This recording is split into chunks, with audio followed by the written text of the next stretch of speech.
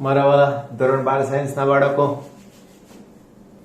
સુખરૂપ ઘરે બિલકુલ મજામાં છે હે ને? ઓકે, હવે ધીમે ધીમે ભાગ 1 પૂરો થવા આવશે. ભાગ 1 પૂરો થશે એટલે કેટલા માર્ક્સનું ફિઝિક્સ પૂરું થશે એવું ખબર છે ને? લખીને આપીશ કે આટલા માર્ક્સનું ફિઝિક્સ આપણે કમ્પ્લીટ કર્યું છે. હવે ચેપ્ટર નંબર 7 ની જો વાત કરું તો શરૂઆતમાં માત્ર અવરોધ જોડ્યો હતો એસી ઉદ્ગમ સાથે, એના પછી જોડ્યો ઇન્ડક્ટર ને એસી ઉદ્ગમ સાથે, ને ત્રીજું જોડ્યું આપણે કેપેસિટર ને એસી ઉદ્ગમ સાથે. હવે આપણી પાસે પ્રશ્ન છે એલ, સી અને આર શ્રેણી પરિપથને એસી વોલ્ટેજ લાગુ પાડવા છે. એટલે સૌથી પહેલા જો હું પરિપથ બિલકુલ સાદી રીતે વિચારું તો જે મને પરિપથ મળે એમાં અહીંયા મારી પાસે એસી ઉદ્ગમ આવે, એની સાથે અહીંયા ઇન્ડક્ટર હશે, અવરોધ જોડાશે, કેપેસિટર જોડાશે. એલ, સી, આર અને આ એસી ઉદ્ગમ. આનું વર્ણન એક જ કે બે જ લાઈનમાં કે અહીં પરિપથમાં ઇન્ડક્ટર એલ, કેપેસિટર સી અને અવરોધ આર ને એસી ઉદ્ગમ સાથે જોડવામાં આવેલ છે. લાગુ પાડેલ એસી ઉદ્ગમના voltage V is equal to Vm sin omega t અનુસાર બદલાય છે.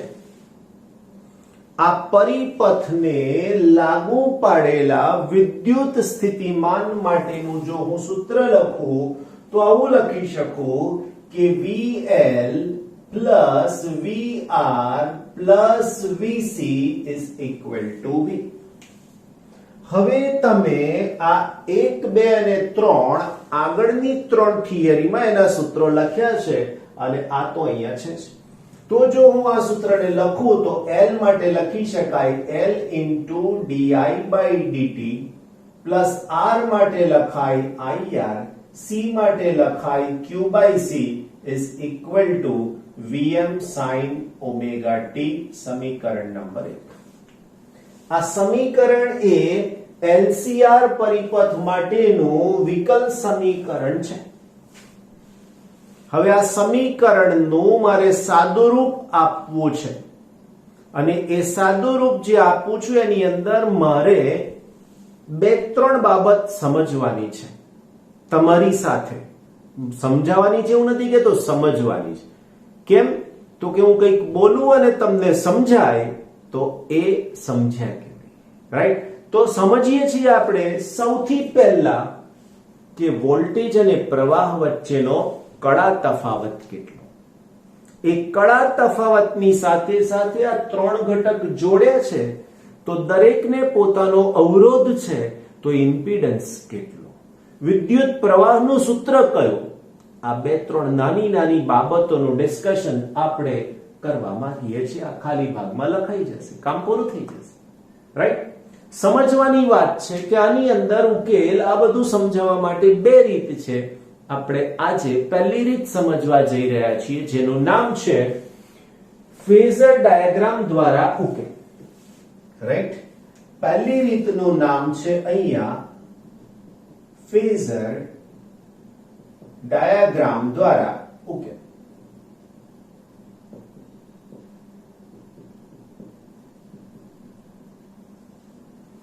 હવે આગળની 3 થિયરીમાં જે ફેઝર ડાયાગ્રામ દોર્યા છે એ જ વસ્તુ અહીંયા સમજાવવાની.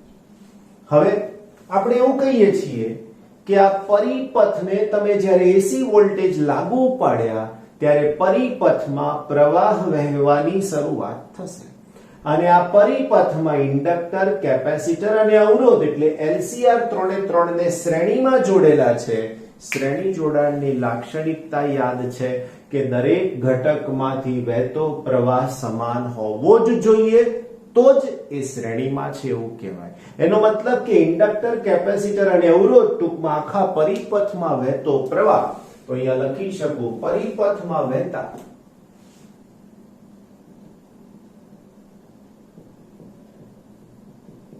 પ્રવાહનું સમીકરણ શું હોઈ શકે? તો સમીકરણ થશે y નહીં વાલા બચ્ચાઓ I is equal to Im sin omega t plus phi.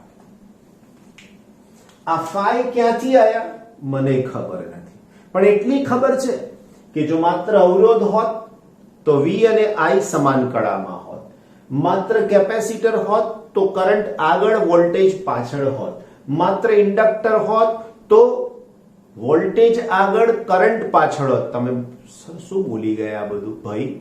આ આગળની 3 થિયરીનું જે કન્ક્લુઝન હતું ને એ બોલ્યો છું. હમણાં ફરીથી પાછો સમજાવીશ અહીંયા ઘડી જ. ઓકે, હવે આ પરિપથમાં મારી પાસે આ પ્રવાહનું સૂત્ર લખ્યું, શ્રેણી જોડાણ હોવાથી પરિપથમાં સમાન પ્રવાહ I વહેશે. મૂલ્યની દ્રષ્ટિએ સમાન પ્રવાહ I વહેશે, જેમાં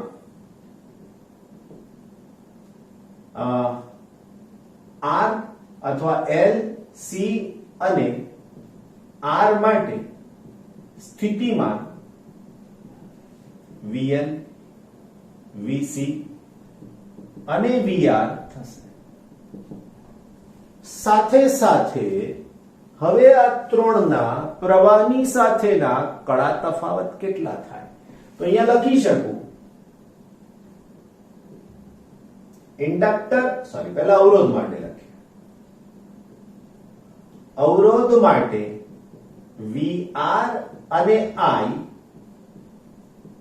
સમાન કળામાં છે, એટલે એક જ દિશામાં છે એવું પણ કહેવાય. સમાન કળા એટલે એક જ દિશામાં છે એવું કહેવાય. ઇન્ડક્ટર માટે VL અને I શું થાય? VL અને I તો લખી શકાય VL એ I કરતા π/2 રેડિયન આગળ છે. એવી જ રીતે કેપેસિટર માટે VC એ I કરતા π/2 રેડિયન પાછળ છે. હવે જો તમે આ ત્રણ વાક્યોને ધ્યાનપૂર્વક સમજો તો હું અહીંયા ફેઝર ડાયાગ્રામ એને અનુરૂપ તમને સમજાવી શકું તેમ છું. ફેઝર ડાયાગ્રામની અંદર આ આપણી પાસેની યામ પદ્ધતિ જેવી જ વાત થઈ રહી છે, રાઈટ? સમજો.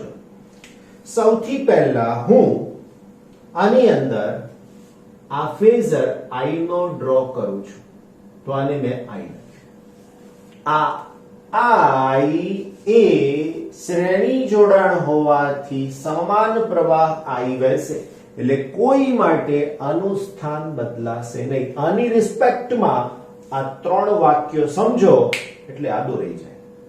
પહેલું વાક્ય, અવરોધ માટે VR અને I સમાન કળામાં છે, એનો મતલબ શું થયો મારા વાલાઓ? તો મારા વાલાઓ આની આ જ દિશામાં મારે લખવું પડશે VR. ખ્યાલ આવ્યો? રાઈટ. હવે એના પછી મારે લખવું પડે કે ઇન્ડક્ટર માટે VL એ I કરતા π/2 રેડિયન આગળ છે. આગળ છે એટલે મારા વાલાઓ અહીંથી આ ખૂણો π/2 રેડિયન, કરેક્ટ? અને આને હું કહી શકું VL. સમજાઈ ગયું ને? ઓકે. કેપેસિટર માટે VC એ I કરતા π/2 રેડિયન પાછળ છે, એનો મતલબ મારા વાલા મિત્રો મારે આને કહેવું પડશે VC અને આ ખૂણો પણ π/2 થઈ. isn't it? કેટલું સહેલામાં સહેલું આના ઉપરથી તમે આને ડ્રો કરી શકો છો. હવે તમને એવું સમજાય છે કે આ એક દિશા છે તો આ એક્ઝેક્ટલી એની ઓપોઝિટ દિશા છે, તો આ ઓછું મૂલ્ય છે, આ વધારે છે, તો આ બંનેનો સરવાળો કરું તો મને પરિણામ આમ મળે. શું બોલ્યો? સરવાળો. ફરીથી યાદ રાખજો, આ બાજુ છે, આ બાજુ છે, બેનો સરવાળો, પણ આને હું માઇનસ લઈશ અને આને હું પ્લસ લઈશ. જવાબ મળી ગયો આપણને, રાઈટ માય ડિયર ફ્રેન્ડ્સ. તો હવે મારે આનો બીજો ફેઝર ડ્રો કરવો છે, બીજો ફેઝર. તો બીજા ફેઝર માટે હવે હું આ VR વાળું પદ દર્શાવીશ. I ની જરૂર નથી મને, રાઈટ. તો હું VR ને દર્શાવીશ. તો VR માટે હવે મારે આ બ્લેક કલરની પેન થી અહીંયા દર્શાવવાની વાત આવશે. કોને? તો કે VR. તો અમે દર્શાવી દીધું મારા વાલાઓ VR. કરેક્ટ. હવે જુઓ, આ 1 અને આ 2, તો આ બેનું પરિણામ હું અહીંયા બતાવું તો મને આવું કંઈક મળશે. નાનું સરખું મેં બતાવ્યું છે. કેમ? તો કે આ 10 હોય, આ 7 હોય તો જવાબ 3 થાય. તો આને હું નામ આપીશ VC પ્લસ VL. કેપિટલ લખું છું તો, અને એ જ વસ્તુ મૂલ્યના સંદર્ભમાં લખીશ તો VC માઇનસ VL એનું મૂલ્ય. બંને વસ્તુ એક જ છે. આ સ્મોલ એનો મતલબ આ બાબત, કેપિટલ એનો મતલબ કે આ એના કંપ વિસ્તાર દર્શાવે છે, મહત્તમ કિંમત દર્શાવે છે, એવું તમે ધ્યાનમાં રાખજો. ના, આનું પરિણામ શોધવા માટે મારે શું કરવાનું? તો કે આનું પરિણામ શોધવા માટે મારે સબાચના નિયમની આકૃતિ, સમાંતર બાજુ ચતુષ્કોણ, રાઈટ. તો હું સબાચની આકૃતિ દોરીશ તો મને અહીંયાથી પરિણામ આવું કંઈક મળશે, રાઈટ. અહીંયાથી આને જોડી દઉં છું તો આ મારી પાસે એનું પરિણામ થઈ ગયું. હવે આ જે પરિણામ છે મારા વાલા મિત્રો, અહીંથી, કરેક્ટ. આ જે ખૂણો થયો એ ખૂણાને ફાઈ કહીશ. આ જે ખૂણો છે એ ખૂણાને આપણે ઓમેગા ટી પ્લસ ફાઈ કહીશું, રાઈટ. તો આ ખૂણો ઓમેગા ટી થશે અને આને આપણે નામ આપીશું. આ બાજુને VC પ્લસ VL કીધું છે તો હું આને પણ VC પ્લસ VL કહી શકું છું, રાઈટ. આ બાજુ VC પ્લસ VL તો આ બાજુ પણ VC પ્લસ VL. તમારે આ ડાયાગ્રામ જ મોટો ડ્રો કરવાનો, મારાથી નાનો ડ્રો થઈ ગયો છે. સમજાઈ ગઈ મારી વાત? હવે કોઈ મુશ્કેલી પડશે ને તો હું છું પાછો. નહીં જ પડે, પણ ધારો કે પડે છે તો તમારા દિવ્ય સર તમારી જોડે જ છે. Don't worry, B happy, right. તો હવે મારી પાસે બે સૂત્રો થયા. એક સૂત્ર આવું લખી શકાય, અહીં VL plus VC plus okay plus VR plus VC is equal two V. તથા આવું પણ લખાય કે VL plus VR plus VC is equal two V. આનું ને આનું પરિણામ સરખું જ મળવાનું છે. હવે આ આકૃતિનો હું ઉપયોગ કરી રહ્યો છું એવું ધ્યાન રાખજો. આ આકૃતિ આની સાથે, હા, આની સાથે નહીં. તો લખી શકાય ફેઝ ડાયાગ્રામ પરથી અથવા તો ફેઝર ડાયાગ્રામ પરથી. સમજજો, મહત્તમ મૂલ્ય, ઓકે, મારે પહેલા મહત્તમ મૂલ્ય તમને જણાવી દેવા પડશે. ત્રણેય ઘટક માટે L, C અને R માટે, L, C અને R માટે V, R, M maximum is equal to IM into R. એવી જ રીતે VL maximum is equal to IM into XL. એવી જ રીતે VC maximum is equal to IM into XC થાય. કશું નવું નથી, ઓહમનો નિયમ જ લખ્યો છે અવરોધ માટે, ઇન્ડક્ટર માટે ને કેપેસિટર માટે. હવે હું લખીશ ફેઝર ડાયાગ્રામ પરથી. ફેઝર ડાયાગ્રામ પરથી સમજજો, નહીતર આ ઇક્વેશન ગોખવું પડશે. યાદ રાખજો મારી વાતને. આ V હવે હું સ્મોલ લખીશ એટલે હું V સ્ક્વેર લખું છું, ઇઝ ઇક્વલ ટુ આ V લખું છું એને પણ સ્મોલ કરું છું, એને લખું છું VR સ્ક્વેર, પ્લસ હું આ બે પદને લખીશ પણ એના માટે સ્મોલ લખીશ એટલે આવું થશે. અહીંયા લખીશ VC minus VL whole square. બાળ મિત્રો મારા વાલા, ફરીથી એકવાર કયો ત્રિકોણ લીધો? આ ત્રિકોણ લીધો, જે કાટકોણ ત્રિકોણ છે, જેની આ બાજુ 90 ડિગ્રીની છે. જોઈ લેજો 90 ડિગ્રી. આ 90 ડિગ્રીના સામેના બાજુની વાત કરું તો v એને સ્મોલ કરીને સ્ક્વેર કર્યો. એની એક બાજુનો વર્ગ એટલે મેં vr સ્ક્વેર કર્યો. એની બીજી બાજુનો વર્ગ કર્યો એટલે vc vl સ્ક્વેર કર્યો. સમજાઈ ગઈ મારી વાત? હવે જો હું આ ત્રણેયને સાથે લઈને વાત કરવા માંગુ, ત્રણેયને સાથે લઈને વાત કરવા માંગુ તો મારી પાસે શું સમજાશે? તો ત્રણેયને સાથે લઈને વાત કરવા માંગુ તો આ કર્ણનો વર્ગ બરાબર બાકીની બે બાજુના વર્ગોનો સરવાળો થઈ ગયો. હવે જો હું આનું વર્ગમૂળ કરી દઉં તો મને આનો જવાબ શું થઈ શકશે? તો આના ઉપરથી હું લખું v, તો v is equal to okay, આપણે પહેલા કિંમત મૂકી દઈએ આ દરેકની 1 2 અને 3 ની. કઈ કિંમત? આ ઉપર છે તે છે. તો હવે હું લખી શકું માટે v square is equal to આની સાથે, તો આની સાથે લખી શકાય im square into r square plus આની સાથે im into xc im into xl whole square. તો આના ઉપરથી મારે im square બહાર લઈ શકાય, im square, રાઈટ? તો એની સાથે મને હવે સૂત્ર મળ્યું r square plus xc minus xl whole square. આવું સૂત્ર મળ્યું. આમાંથી હું im square લેવા માંગુ તો મારે પહેલા v લખવું પડે, તો v is equal to im, અહીંયા થઈ શકશે xc minus xl whole square. Sorry, ભૂલ શું કરી આપણે? તો કે આનું રૂટ કર્યું તો મારી પાસે આ પદ આવે અંડર રૂટમાં, under root r square plus xl minus xc whole square. માટે im is equal to આ છે ને એને vm કહી દઈએ, v maximum. So it is v maximum divided by સૂત્ર શું થઈ શકશે?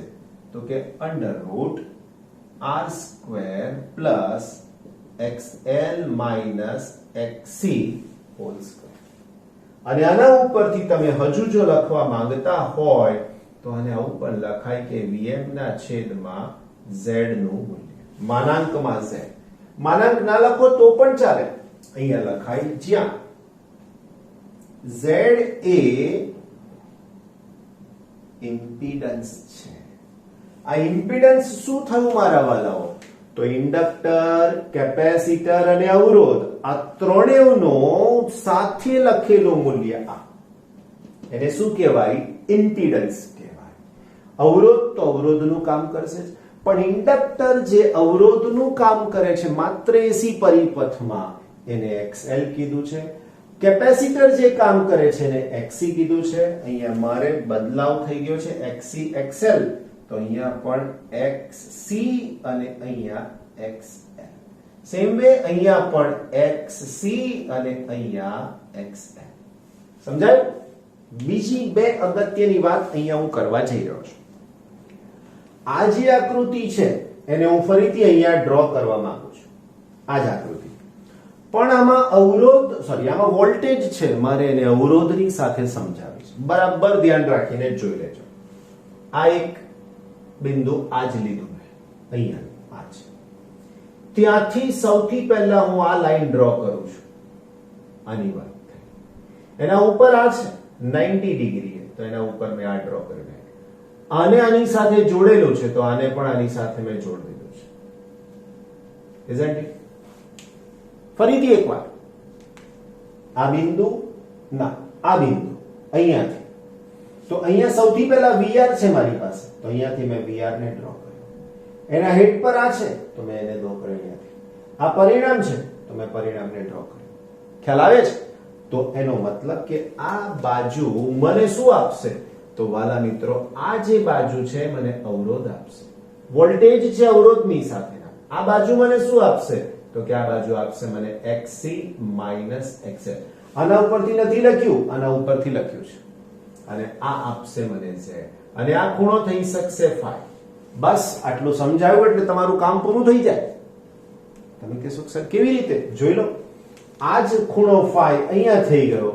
હવે આના ઉપરથી મારે Z લખવું હોય ને મારા વાલાઓ, તો જોઈ લો z નું સૂત્ર z is equal to under root કર્ણનો વર્ગ બરાબર કર્ણ જ મારી પાસે તો r સ્ક્વેર પ્લસ અહીંયા લખાય xc માઇનસ xl નો સ્ક્વેર. અને એમાં જ અહીંયા મારે tan phi લખવું હોય તો tan phi બરાબર સામેની બાજુ xc માઇનસ xl ના છેદમાં. કોઈ મુશ્કેલી હોય તો જણાવી શકો છો મારા. છેલ્લી વાત, પ્રવાહ અને વોલ્ટેજના આવા ફેઝર સાથેના વાસ્તવિક ડાયાગ્રામની મારે ચર્ચા કરવી છે. વાસ્તવિક ડાયાગ્રામ સમજો બરાબર. વાસ્તવિક ડાયાગ્રામ બોલી રહ્યો છું, મતલબ મારી પાસે અહીંયા ઓમેગા ટી લેવાની છે વાત, અને એની સાથે મારે અહીંયા એનો ફેઝર ડ્રો કરવો છે, રાઈટ? આવો ફેઝર કેવી રીતે ડ્રો થશે તમને સમજાવું છું બહુ જ સરળ રીતે. આગળ 3 આલેખ દોર્યા છે એટલે આ તમને આવડે જ છે. સૌથી પહેલા હું વોલ્ટેજનો ફેઝર ડ્રો કરીશ મારા વાલાઓ. આ વોલ્ટેજનો ફેઝર તરીકે કેટલી વાર ડ્રો કર્યું? તો કે સર બહુ વાર એટલે 3 થી 4 વાર. આ 0, આ પાઈ, અહીંયા 2 પાઈ. કરેક્ટ? મારે જે સમય ડ્રો કરવો છે, સમયને અહીંયા લઈ લઉં છું ને એની સાથેના પદને નામ પણ આપી દઉં છું ઓમેગા t1. હવે આને અનુરૂપ પાછો હું ફેઝર પણ બનાવી દઈશ એકદમ જ ક્લિયર રીતે જ, રાઈટ? તો આ શું થઈ ગયું વાલા મિત્રો? આ થઈ ગયું કરેક્ટ. આ ખૂણો કેટલો બાળ મિત્રો? તો કે ખૂણો sir omega t, right? Omega t1 પણ કહી શકો છો, ઓમેગા t. ધેન આફ્ટર પ્રવાહને દર્શાવવો છે. પ્રવાહ કેટલો છે કડામાં? phi જેટલો છે. આ સૂત્રમાં અહીંયાથી અને પ્રવાહનું સૂત્ર જોયું. આ પ્રવાહનું સૂત્ર છે અને આ પ્રવાહના સૂત્રની અંદર im એટલે im થઈ ગયું. આ im થઈ ગયું, રાઈટ? phi આના ઉપરથી phi શોધી શકશો. જોઈ લો xl xc અને r. xl અને xc ના સૂત્રો પણ તમને યાદ છે. હવે મારે આની અંદર પ્રવાહને બતાવવાનો છે તો પ્રવાહ એ વોલ્ટેજની સાથે પ્લસમાં છે. પ્લસમાં છે એનો મતલબ ખબર પડવી જોઈએ તમને, રાઈટ? તો પ્લસમાં છે એનો મતલબ કે અહીંયા ક્યાંકથી શરૂઆત થશે. પ્રવાહ એ વોલ્ટેજ કરતા મૂલ્યમાં ઓછું જશે, અહીંયા ક્યાંકથી શરૂઆત થવી જોઈએ. આવી રીતના તમને એનો આલેખ પણ મળી શકશે, રાઈટ? તો આ પ્રવાહને રજૂ કરે છે અને એના ફેઝરને મારે દર્શાવવો હોય મારા વાલા મિત્રો તો એનો ફેઝર મારે અહીંયાથી આવી રીતના બતાવવો પડશે. અને આ જે ખૂણો થશે એ phi થશે અને આ રજૂ કરશે I. કરેક્ટ? તો આ થઈ ફેઝર ડાયાગ્રામની મેથડ. હવે આ મેથડમાં કોઈ પણ ચોક્કસ સમયે જ ઉકેલ મળે છે. કેમ? તો કે અહીંયા t સ્પષ્ટતા વાળું છે. કોઈ પણ જગ્યાએ જાઓ t સમય નિશ્ચિત જ ઉકેલ મળે. રાઉન્ડ અબાઉટ આખા સમયગાળા માટે ના મળી શકે. બીજી વાત, ફેઝર ડાયાગ્રામમાં બધા ફેઝર તમે બહુ જ ચોકસાઈપૂર્વક દોરો તો અને તો જ તમારો ઉકેલ સાચો થાય, બાકી તમારો ઉકેલ સાચો ના પણ થાય. એટલે આ લેન્ધી મેથડ છે, બહુ લાંબી છે, તેમ છતાંય વિશ્વસનીયતા ફાઈને શોધવા માટેની, કળા તફાવતને શોધવા માટેની પૂરતી નથી આની અંદર. એટલા માટે નવી મેથડ જોઈએ છે આપણને. એનું નામ છે એનાલિટિકલ મેથડ. જોઈશું પાછા નેક્સ્ટ લેક્ચરની અંદર. પણ હાલમાં આજની આ એક થિયરી મોડે કરી રાખવાની રહેશે તમારે. એકદમ ક્લિયરલી શાંતિથી મોડે કરી રાખવાની, નાની સરખી.